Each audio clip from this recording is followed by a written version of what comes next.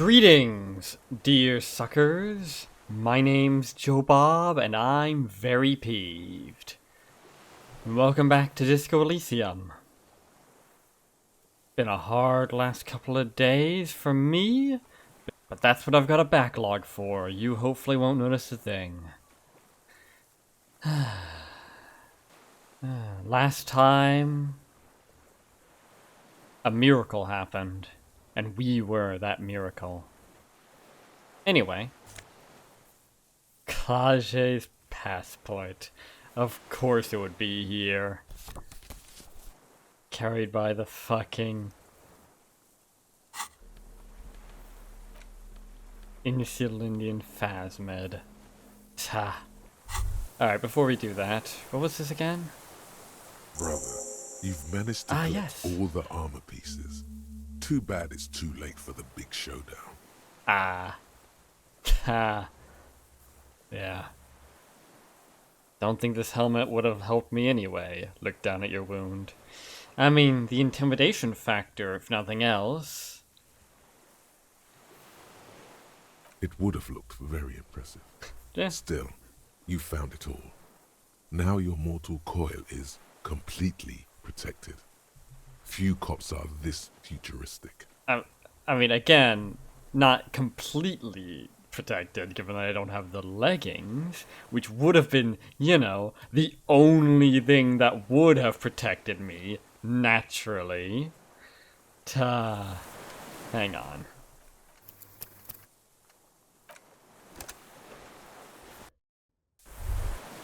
Brother,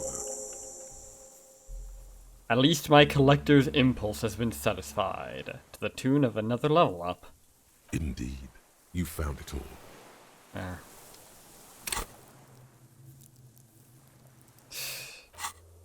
Well, as far as tasks go, this one's probably bugged. These two are obviously impossible. This one, probably gonna have to wait till I talk to my station again, I suppose. Or might also be bugged. And this one, yeah, obviously. Did a pretty damn good job at that. That didn't die. Well, didn't die.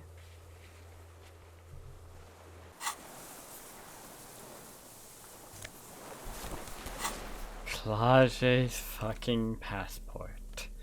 This well-traveled passport, with visas stamped in it, is issued by the Republic of Aranye.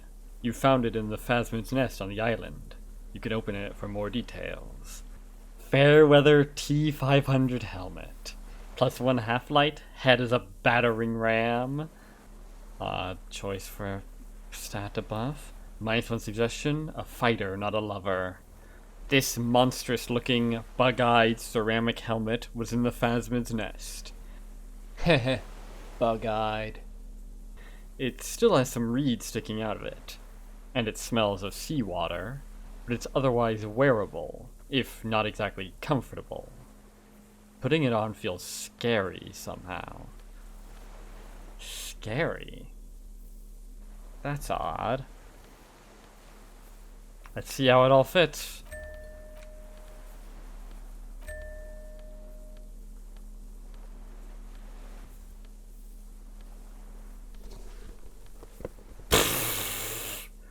I look like I haven't been fully textured yet.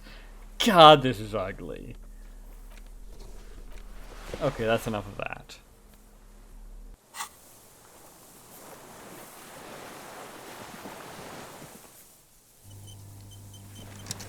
Anything more to you, then? What is it? What do you want from me? I can't go. Sir, how could you not see the Phasmid? See. Bloody hell, there's nothing left. Mr. Dras? Did the Phasmid do this? Or is the Phasmid the only thing keeping him intact? Both, maybe. The man does not respond.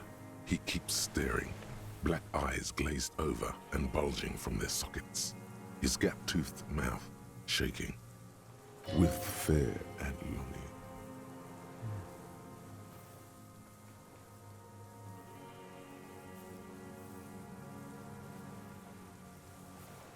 You know what? I'm getting the esprit de corps up to 10. Fuck it.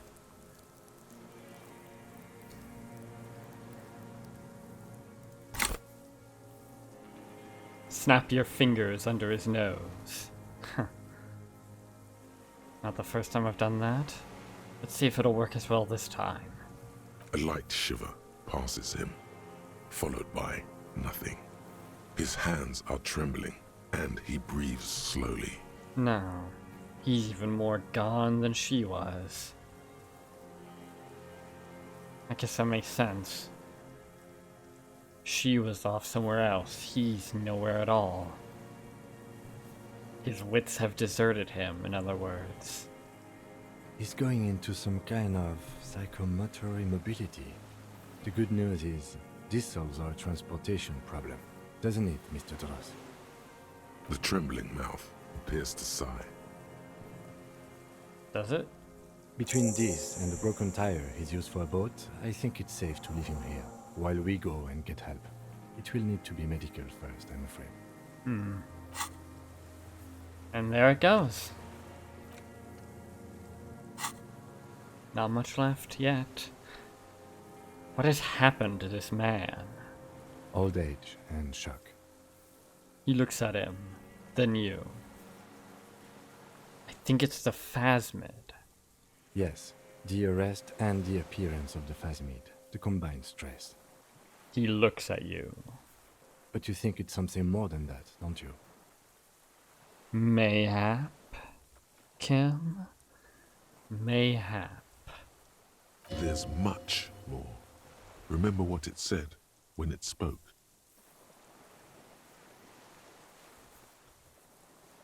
He couldn't see it, Kim. It's just the reeds for him. That could be part of the shock. But you're right, something is off here. Mr. Dross, He touches the man's shoulder. Yeah. Almost as if something about it was actively impeding his... What's the term? The ventral visual stream, that's what it was. High-level object recognition. If I had to guess, probably not the primary visual cortex, or even the occipital lobe, but more likely targeting the inferior temporal lobe. Because he was capable of seeing things more or less fine, or even really well in the case of the shot that he made. But actually recognizing objects, assigning meaning to what you see, that's the purview of the inferior temporal lobe. But if he's been exposed to it for so long, who knows what other parts of his mind it could damage? His memory? No response. Maybe this is how the phasmid has stayed hidden all these years. then how did we see it? Oh, you mean, whatever does this, does it over time? Teenagers, kids, drunks, sightings are brief, and hence not credible. But anyone who spends a long time with it. Yes. You forget it's there. Mr. Dross, have you ever seen a stick insect pretending to be the reeds? The doctors will have to look at this. I hope your station has better medical personnel than 57. This is a little advanced for a nurse. Indeed. So ironically, her early exposure to it and her stay in Martinez may be exactly why that cryptid lady never found it again. Maybe. Isn't that ironic? Meanwhile, I, some random fucker from out of town, come in and save the day. But with an actual diegetic reason for why it had to be me. Ha. Cute. Before, when I evaluated his state, he seemed strangely animated. He was energetic and articulate. After all these years alone, with little hygiene or medication, I would expect worse. Perhaps this animation is induced by something in the phasmid? Maybe. There's certainly precedence for mind-altering chemicals creating unusual levels of animation. It does not seem to be animated now it's left. He looks to the sea. Honestly, I'm ready to believe anything at this point. Maybe it is psychoactive. I mean, why not? It's 3 meters tall. He takes off his glasses and cleans them. When he puts them back on, he's still staring at the sea. Not sure how that's relevant, but sure. It's definitely toxic. The phasmid. It told me it is. Yeah, sure. Told you? Yes, good. During your long staring match. I understand. He looks at the man, then you. You're not buying it, huh? Yeah, neither am I, honestly. He's been here for a long time. Who knows how much of it is in its company? He did seem distressed when it finally came to arresting him. Like he didn't want to leave this place. And the insect, maybe.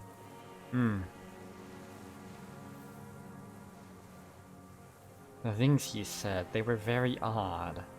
At that. Almost as if it was speaking to him. Or that he believed it was. I have absolutely forgotten to take notes. I hope I remember all of this. Yeah. This will be one hell of a report. Thank God we have the photo. He shakes his head in disbelief. Yeah.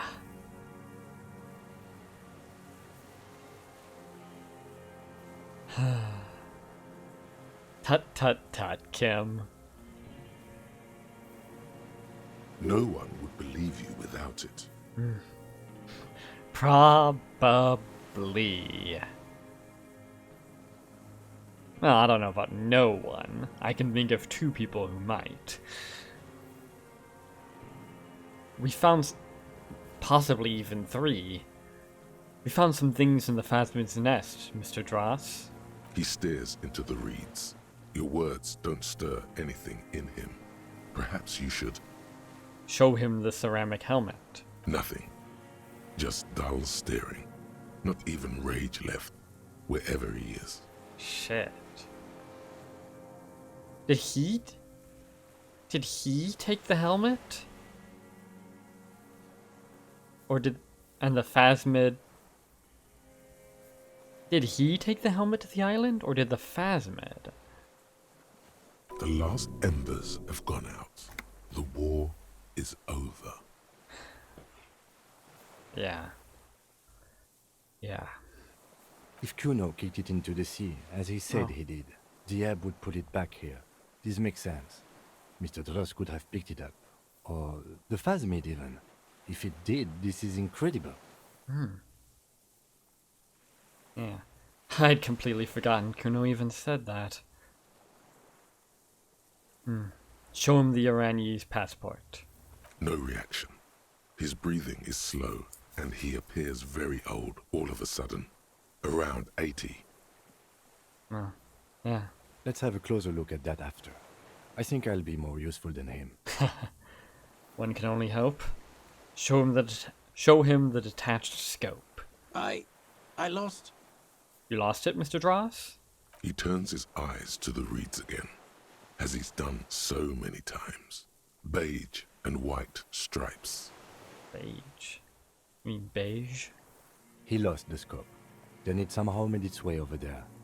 With the help of a magpie phasmid. The lieutenant observes the lens sparkle in your hand.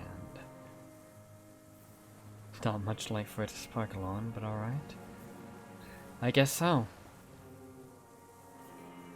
Or did the phasmid take it from his place, and that's how he lost it? I don't know. This sight is a T9, Mr. Dross. Was it attached to the rifle when you made the shot?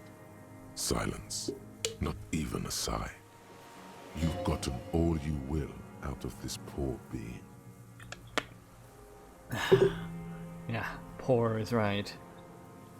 I'm going to let you rest now, Mr. Dross.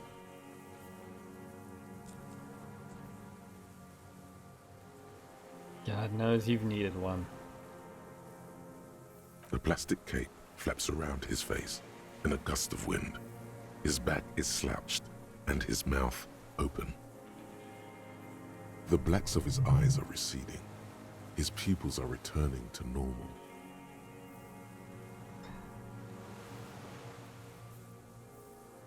The fire and fury has left him.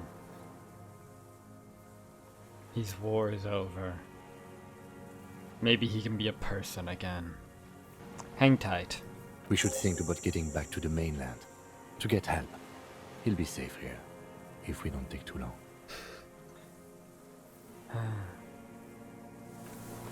Don't you worry about that. I'm not gonna be sitting around.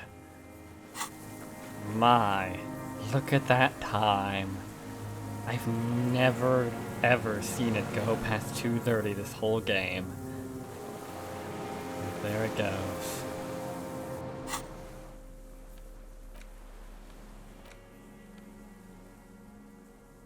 A common 30mm sniper scope attachable to almost any bolt-action 4.46 caliber. It uses an older style non-dotted range-finding reticle. Seaweed is still stuck on the lens, and it suffered water damage from its time in the Phasma's dowry. Dowry? What, is it going to hand it over when it marries me? Anyway. This passport, issued by the Sovereign Republic of Oranje, is issued to a black-haired woman called Katarzyna Alazie. Classia's hidden documents. From the empty boy. It's Klasia, with short black hair and glasses. She looks boyish, younger somehow. That's probably because she was younger, I would imagine. An old photo, before life came and did what it does. What was this doing in the Phasma's nest? Maybe our man, Mr. Dross, took it from Classia's, or whatever her name was. Hiding place, or... The Phasmid took it, and I sensed it do so. I saw something open up the buoy with spindly legs. Point to your head. I saw something nasty in the woodshed. Like a magpie? What a coincidence. Then it would also have collected the other objects, which would be highly unusual. By now, the lieutenant has accepted your unusual methods. I've managed that, have I? That must be the most impressive thing I've managed all game. I can see how the helmet could wash up on the island. And the scope. Maybe Mr. Dross lost it. But to seek this out would be very unusual behavior for an arthropod. Indeed. Would it? Maybe it was simply curious. Maybe it was curious because he was looking through the buoy, reading from the passport, and it was there with him. And when he discarded it back into the buoy, back into the water, it decided to take it for itself. Maybe. A curious octopus would do something similar, or even a cuttlefish. Perhaps it had a vendetta against our Miss Oranje. Sure. Perhaps it was curious, like an octopus? An octopus belongs to a very different class. It's not even an insect. You know it's what I a mean. mollusk. But yes, I see your point. It says Katarzyna Alazie. She said it would be for Anouk Meyer-Smith. Anouk Meyer-Smith. Indeed. That's an odd thing to lie about. Did she know that it would be missing? Did she check? Or did she not think that we would be able to find the buoy? Otherwise... Katarzyna Alazie was supposed to be her real name, where Klasia comes from. Remember? God damn it. Indeed. I told you she kept on lying to you. She's probably lying to someone else right now. Another detective. Katarzyna Alazie was supposed to be her real name. She lied to us. Imagine my shock. You'll have to imagine it. Yes, somehow she managed to lie to us. One more time. In a way, she's still lying to us right now. The lieutenant smiles. God. I guess in a way she's kind of like the spiritual antithesis of Harrier Du Bois, the human can opener. How fitting that we would meet. Unfortunate for us, to be sure. But sucks to be her a heck of a lot more. Which does bring a smile to my face. What's her real name, then? It'd be funny if it turned out to be Clage, or Anouk Mayer Smith, in some sort of strange double bluff, but I doubt it. It'd be easier to just lie about it. I don't know, but it was not Katarzyna Alasia, or Anouk Mayer Smith, or Classier. Whoever she is, when we get back, I need to warn our holding cells. We need to double the security around her. Well, if Shivers is any indication, we may very well already be too late. Because it sure sounded like someone came to fetch her. Those people coming to get her, like she said? Maybe. Or, alternatively, her people coming to make sure she disappears once again. Using whatever favors and resources she still has scrounged up. If so, I sure hope she had to burn a fair few of them to get out scot-free. We may never know. Could be there's still time. Could be. Could be. At any rate.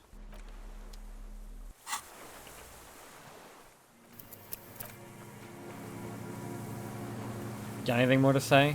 Yes? Aren't we going to talk about the boots I'm wearing? Okay, let's talk about it. You stole the boots. He looks at the gleaming technological footwear you're sporting. Among other things. Congratulations. That must have taken an enormous concerted effort, considerable ingenuity and timing. Now, I'm going to report you and you are going to go to jail. Fair enough. Lie. Lie to get out of it. You're joking. Am I? Anyway, did you want something? Related to police work? He arches his brow. I don't care about your insane theft, the lieutenant thinks, and looks away from the boots. Just know, if anyone asks me, I will snitch on you. Fair enough.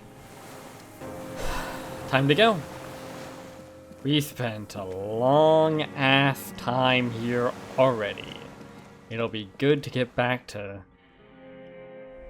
Well.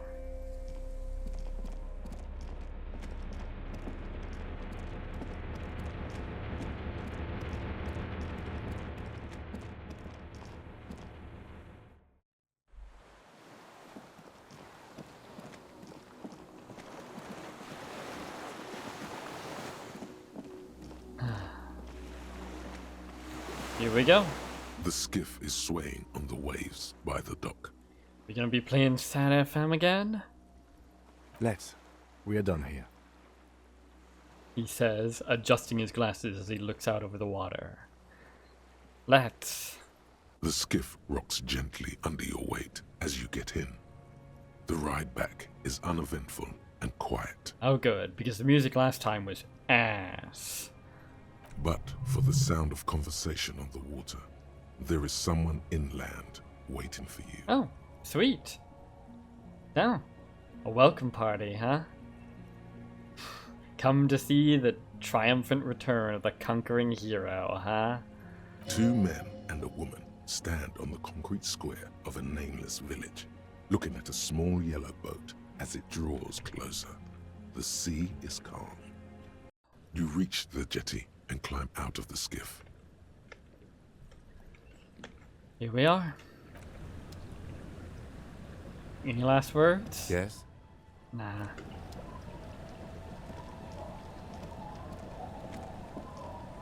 Behold the conquering hero! With pistol and sword. Like pike and shot, but less so. Look what the tide brought him. The man says in a measured tone. Suddenly, his expression changes, and he tilts his head. Hey? Weren't you... No, I'm thinking of someone else. Harry, you're bleeding all over the place. You're half dead. Half dead is half alive. That being said, yeah, probably should call the docks. I tried calling to the dock, but he told me to fuck off. Whatever this is, it is completely unimportant compared to what you've just seen. No one else seems bothered by the bleeding. Bothered by it? Harry, you look like you need a fucking organ transplant.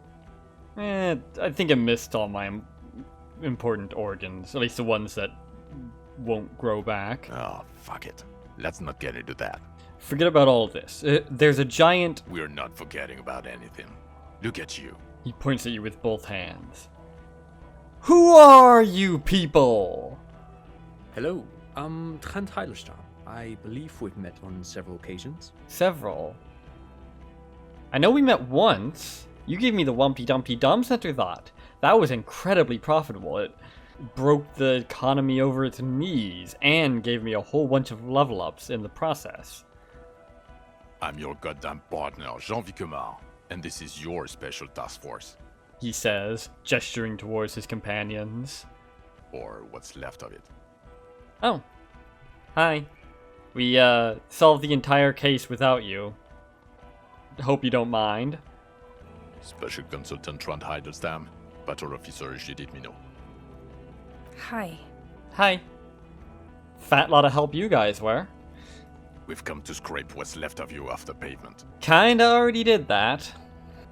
Lieutenant Kim Kisuragi, Prison 57. We've just come from the island, where our investigation led us.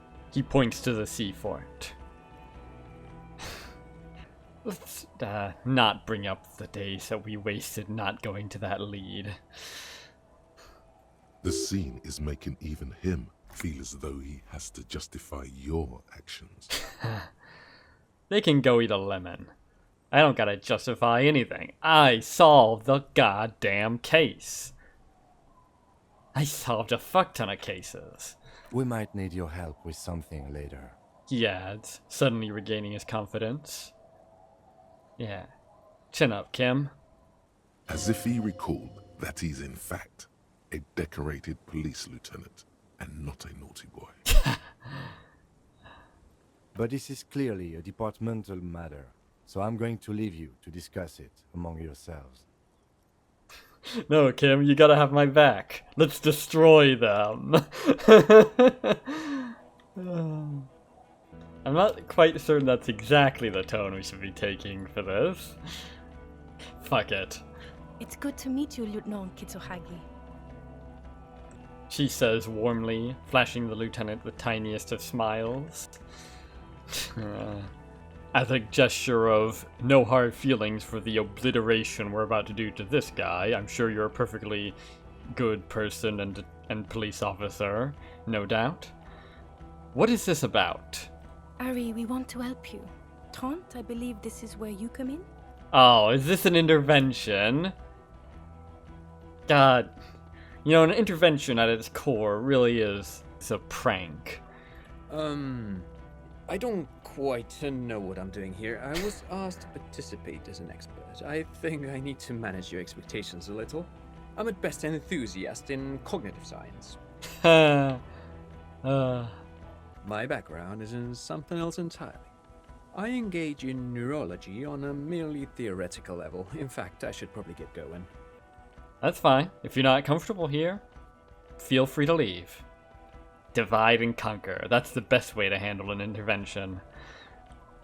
No, Trent, it's too late. You're part of this shit now.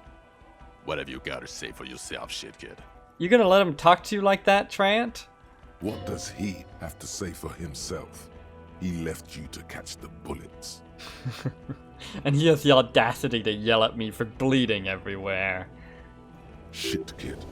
What an interesting Monica. What's a shit kid? It's a kid that shits. Probably either a general insult or some sort of very specific nickname for something I did before, like tub shitter. Probably best not to poke at that. How did you know I was here? The cafeteria manager you fucked over told us where you went. Turn to face the general direction of the whirling and yell, "Damn you, cafeteria manager! You've betrayed me for the last time!" Not sure this qualifies as a betrayal, but sure, let's be dramatic. Speaking of which, the giant aerograffito in front of the building. The one that's burning. Did you do that? Yeah, I lit it on fire. It was a poetic gesture. I knew it. Didn't I tell you, Trant? I told you it was our shit, kid. The line is from Lou Giatun's Mirova 82, isn't it? About girl-child communism, the titular returning character to ghost the apparition of... He looks around and, noticing the impatience of his companions, stops himself. Good choice, Harry. Thanks, Trant. Knew you'd have my back on a genuine, artistic statement. He is correct. It was the Seraillese poet Lou Giatun who, in the 50s of the last century, composed her. Don't encourage him, Trant. Even my internal monologue is getting interrupted by this fucker. Okay. What a shitter. Have you been spying on me? Yes, I was spying on you. I was in the bar, wearing a wig and stupid sunglasses. You didn't recognize me. Your own partner walked right past me. Did I? Well, I'm pretty sure I didn't have the option to actually talk to any of the people in that bar. And believe me, I tried, so... Blame the game. A disguise? Why? I heard you lost your mind and your memory. I wanted to see if it was true. And it is, Harry. You're totally insane now. Good job. Thank you? In the crowd, there was a man and a woman in RCM uniform. In his defense, we were in a hurry. Oh, you mean when I was singing? So Trant Hiddleston turns out to be Special Consultant Trant Hiddleston. Yes, I'm Trant Heilestam. I never said I wasn't Trant Heilestam. Wait, what was up with the kid then? Mikhail? Mikhail's my son. Oh yeah? What was up with all that interesting history? Spying on me? No, I was just interested in the Feld building and the Martinez beachhead. And Mikhail wanted to see Martinez. It was a coincidence. Him being there with his son, it was not a coincidence. It's difficult to see, but he was worried about you. And also interested in the Feld building. Two birds, one scone and all that. So what are you special consulting here? What indeed? I was asked to share my take on some of the more obscure theories developed in Königstein in the 30s. Like partial psychotraumatic amnesia, group personality theory. So they got you here on false premises too, did they?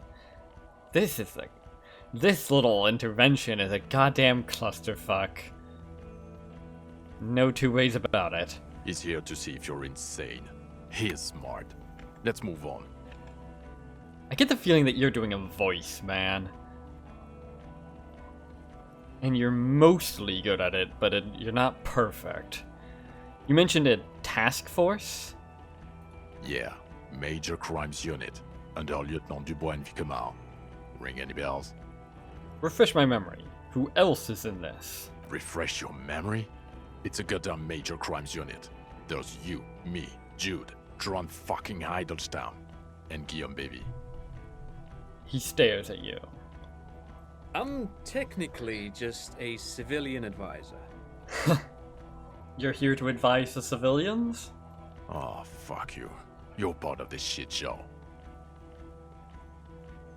You gonna let him talk to you like that, Trant? Yeah, first, who's Guillaume Bevy? Oh, that's an interesting story, actually. Guillaume Bevy is a police reporter who joined our team. He was really good. Then he left because he lost faith in your ability to lead the unit.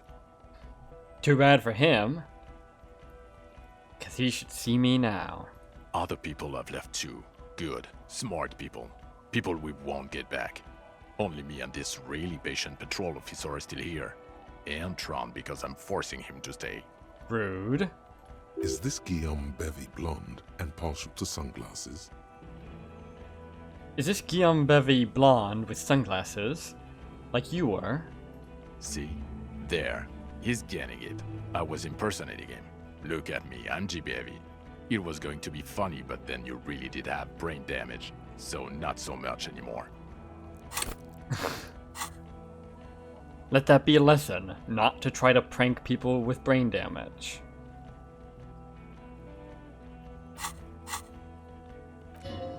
He sincerely thought it was going to be amusing for both of you.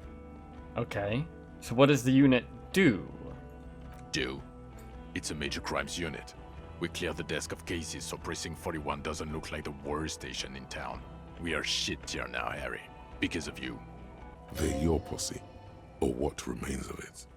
Hand-picked, hand-lost. The 41st isn't... He trails off, not wishing to finish the sentence. So where have you been all this time? There was a goddamn fucking mercenary tribunal. God damn it, Harry. He shifts his weight, crosses his arms, and looks you in the eye. Fuck's sake, I could have at least sent you guys off to the island while I searched this place. That would have been helpful. You told us to fuck off. You said we're cramping your style. Your detective god. Fuck everything. All will burn. Detect or die. Why didn't you detect or die then? Oh, you think it was cool you saying that? Aesthetic somehow? You were crying when we got here. Breaking things. You said we were going into the abyss. Gee, it's almost like I was having a total fucking mental breakdown, and you shouldn't have left me alone for it, because I was definitely going to kill myself, and it's astonishing that I didn't. Narrowly. None of us wanted to see the abyss, so we fucked off. Like you told us to. Fat lot of good you lot are. Hang on. Good. You told us. Wait, so you let me face a squad of trained killers alone, just to teach me a lesson? It wasn't like that. What was it like? Fuck you, Harry. We didn't know there was gonna be a tribunal, did we? No, you didn't. You didn't know a goddamn thing. If you're gonna spy on me, do a better job than this. Fucking useless. Utterly useless. Oh, none of us want. None of this is ringing any bells. The bells aren't ringing because you have brain damage. Trant, this is where you come in. How bad is it? How would he know? Well, he doesn't have visible tremors, he talks without slurring, he can drive a boat, he's standing, reasoning. All good signs, but complete retrograde amnesia, episodic and semantic. Episodic, maybe. Less certain about semantic. Meaning, you forgot both who you are and the definitions of money, e-solar, pound, and so on. I wouldn't say complete semantic amnesia. There's still loads of things that I was clearly remembering, albeit partly due to how many points I put into encyclopedia, but still. As displayed in our interactions with him here, and also his interactions with the locals, where he did not remember being a law official. It's all very interesting. Yes, I'm sure it's fascinating. Interesting? Yes, interesting. I have my theories, but I would like to hear Harry's thoughts first. Harry, what do you think happened to you? Neurologically, psychologically, and why not socioeconomically? Socioeconomically? You think I'm so poor I lost my memory? Not when you phrase it like that. But I don't think critical theory... I know everyone thinks this is far-fetched pink academia, but still, I don't think it should be off the table here. What? How would you phrase it then? What? He lost his memory because of capitalism? No, not like that. I'm not talking for Hedefort's cool here. But Harry, I asked you, what do you think happened? Capitalism? No, let's not. I am a highly experimental detective. This was a method I used to solve the case. I think that's entirely backwards, actually. I'm not entirely sure, but I have said before that I have my suspicions that I may have solved the case before this happened, and I'm no less suspicious of that.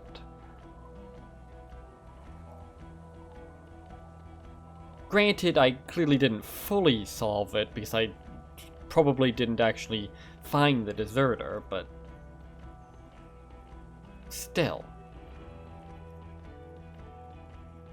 Might have something to do with an anomaly in the church, a 2mm hole in the world? Maybe. Maybe. That guy in the church, that weirdo in the rafters, he had stuff going on with him. Certainly. The drinking definitely had a lot to do with it. But drinking so much you forget your whole life? This close to a genuine fucking anomaly in the fabric of the world? When so much fuss has been made about the Pale and its effect on people and people's effect on it? It can't be a coincidence, surely. And if I wanted to plunge myself into oblivion, well, if I knew about that anomaly, if I knew anything about it, was I one of the people who raided that church? I don't remember. Something so sad happened to me that I couldn't be me anymore. It was a defense mechanism. I don't think that's accurate. Because all of the shit that we've seen of his past, the horrible shit that, like, with Dora and everything, that started after I started going downhill, didn't it? It certainly contributed, but something was fucked up in my head before that. And it might have something to do with the anomaly in the church. Maybe. Okay, maybe. Maybe I was one of the people who raided that church. Maybe I found the 2mm hole in the world. Maybe I figured out all that time ago what it was. And maybe I went beyond that. Maybe those insights that I had when talking to the Phasmid or whatever I was doing, maybe I figured those out, and maybe even more, all the way back then. Maybe this is a cosmic horror situation. Maybe I figured out something about... Maybe I discovered insights into the nature of reality, the nature of the Pale and the Islas, and this world that we live in now. This strange, twisted world. Twisted by our minds? Or something. And that's what set all this off. Yes.